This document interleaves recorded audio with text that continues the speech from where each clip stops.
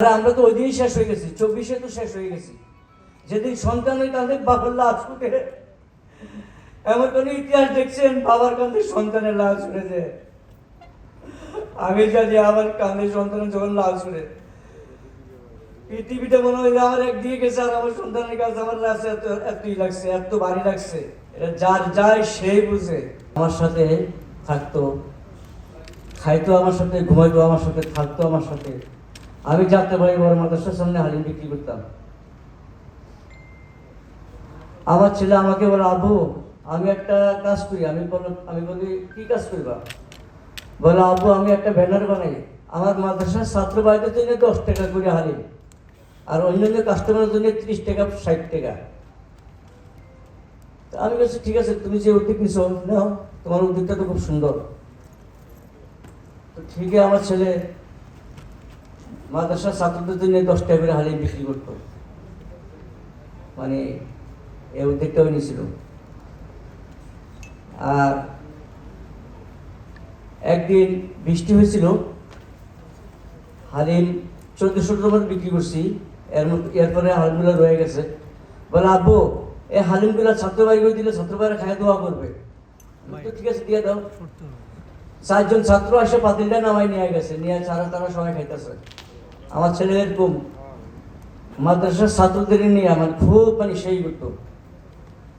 তো আলহামদুলিল্লাহ আমার ছেলের যাত্রা ভাই যখন ওর লাশ নিয়ে মাদ্রাসা যায়, মাদ্রাসার ছাত্ররা কানতে কানতে অস্থির। ওরা দেখা এত জানা যায়, এত লোক হয়েছে, শুকর আলহামদুলিল্লাহ। আমি মনে করি কোনো এমপি মন্ত্রীরও জানা যায় এত লোক হয় না, আমার ছেলেরা জানা যায় এত লোক হয়েছে। তো সরকারের কাছে আমার একটাই দাবি, আমার ছেলের বিচারটা আমি যেন পাই। আমি সরকারের কাছে এই দাবিটাই করি।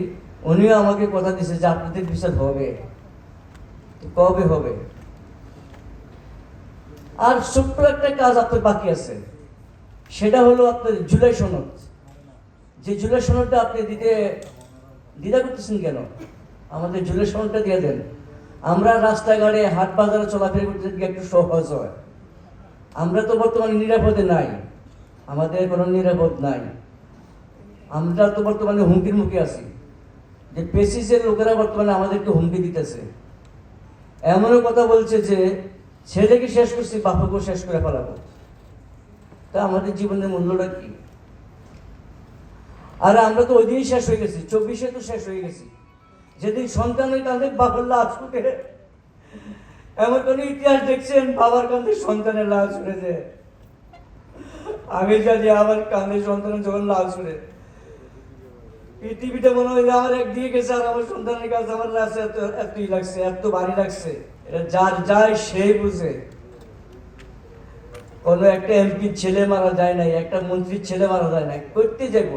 তারা তো লুকিয়ে ছিল, তারা তো ছিল, তারা তো আমাদের কোনো খোঁজ খবর রাখেই না। বিশ্বাস করেন, মাতা রসুলের তো তোরকে নিয়ে বলতেছি, আজ পর্যন্ত 2টা বছরের মধ্যে আমাদের এলাকার এমপি সেই ফৈজুদ্দিন ফারুক আজ পর্যন্ত আমার ছেলের কবরটা দেখতে আসে নাই। দুঃখজনক ঘটনা। অতএব উনি অনেক বড় বড় কথা বলছিলেন আমাকে নিয়ে। আজ পর্যন্ত আজকে আবার কোনো খবর রাখে না।